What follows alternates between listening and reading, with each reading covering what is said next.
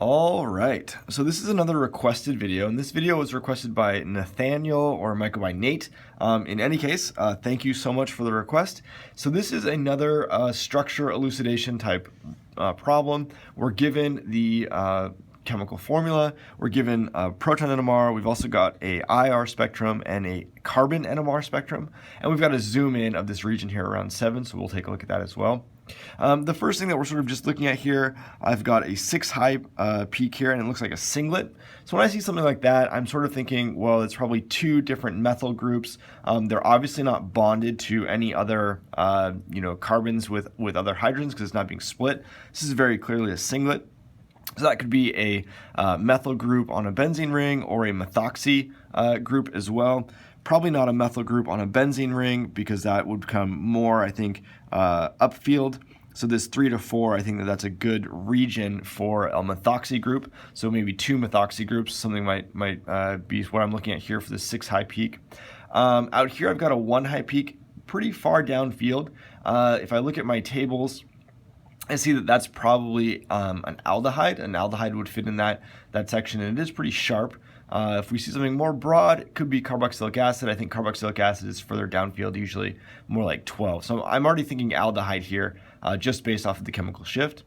Now, let's take a look at the zoomed in region. So this is definitely the aromatic region, right? 6 to 7, that's where our aromatic protons are going to be.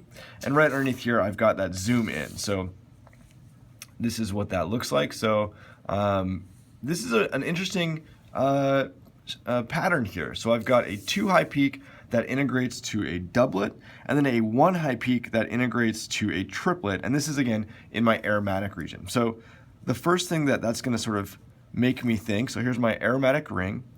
If I have something that looks like this,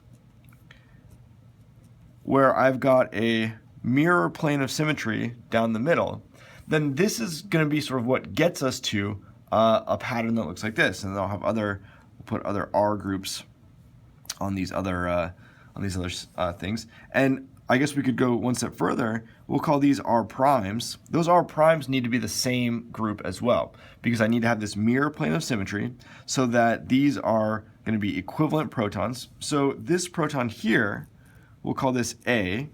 That's going to be this peak right here, because it should split. It should be a 1 high peak. Should integrate to 1, but it should split into actually a triplet because it's going to be split by both of these protons. Even though these are different protons, right? Even they're not on the same carbon, they are equivalent protons. So they're actually going to split this proton into a triplet. Now, for these 2 protons, again, they're equivalent protons if I've got that mirror plane of symmetry. And they should integrate to 2 high, and they should also be a doublet. So we see that nice doublet there. So we can call these B, and we'll call these B and B. So that is how we're going to get to that pattern for these aromatic protons. And then again, what we're saying down here is these R prime groups, they need to be the same. And same with this R group here. I guess it doesn't really matter. But these need to be the same to maintain that mirror plane, to maintain that symmetry for this molecule. So pretty neat, something that we can already start to fill in this puzzle. So maybe over here, we'll start to draw our molecule.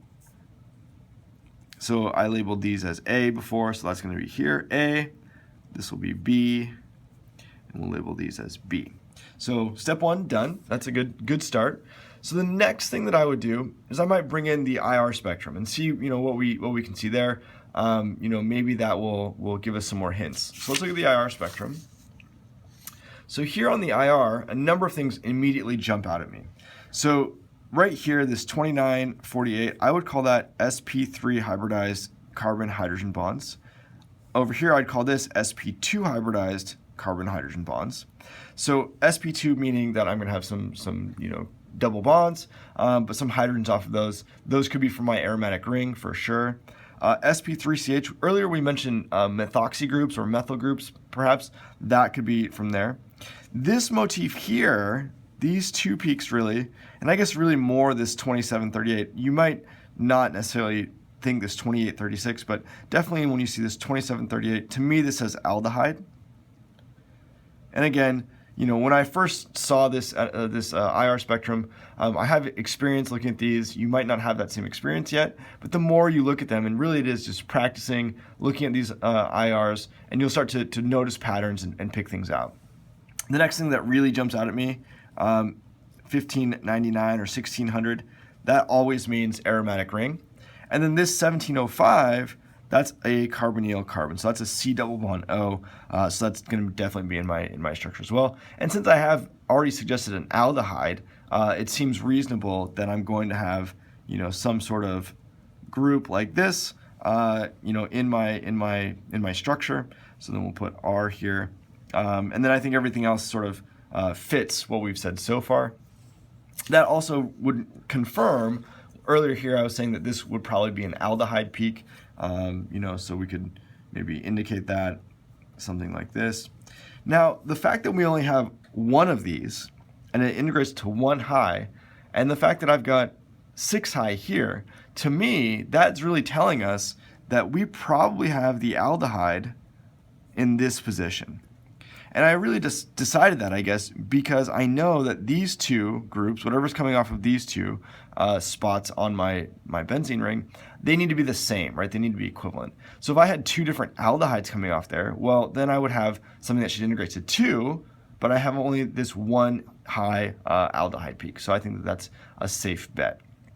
Now, in terms of deciding should I have methoxy groups or methyl groups here, I think there's really 2 arguments to be made. Number 1, I see that in my chemical formula, it's O3. So to me, that's telling me, well, I've got to use up those 2 extra oxygens. I'm going to just give a guess that we've got methoxy groups here, OCH3, OCH3. This molecule would have that mirror plane of symmetry that we were talking about before to give our A and B protons the correct splitting pattern. These methoxy groups, they would be equivalent, so they would integrate to a 6 high singlet. So let's go ahead and label those as C and C. So that's going to be that 6 high singlet. And then obviously our aldehyde peak, we'll call that D and D. So that would be my assignment, and I think that this is a good structure for this problem. I think it fits all of the data that we've been given. It makes sense with our IR spectrum. I see that I've got benzene ring, I've got a carbonyl peak. I think this is a good shift for that C double bond O. I think aldehydes are typically 1725. Those can be shifted down a little bit if we've got conjugation. So we would have conjugation with the benzene ring, so that makes sense. That fits nicely as well. This pattern that we see here, I think that always is going to indicate aldehyde. If you see something in the 2750 region, these little peaks like this, definitely always aldehyde. sp3ch, we've got that. sp2ch, we've got that as well. So I think that fits nicely. The last bit of information we have here is a carbon NMR. So this is our carbon NMR, and this is really telling us that we've got 1, 2, 3, 4, 5, 6 distinctly different carbon environments. And I think that they're trying to show, or we might be able to see some splitting. I'm not sure if this is a decoupled spectrum or not, but sometimes in the carbon NMR, you can see the coupling with the hydrogens that are bonded to the carbon. I don't know that we need to talk about that really right now, but I think clearly we've got 1, 2, 3, 4, 5, 6 different environments for our carbon. So if we go through and count, we've got 1 here, 2, those are going to be the same, right? Because I've got that mirror plane of symmetry. 3, again, those will be the same. 4, because those, again, will be the same. 5 and 6. So that fits for our structure, and I think that this is a really nice structure for this problem. All right, if you've got any questions about this, let me know in the comments below. And also, if you have a request, if you'd like me to make a video about some structure that you have or some problem that you have, feel free to email me. I'll, again, put some information about that below. Cheers.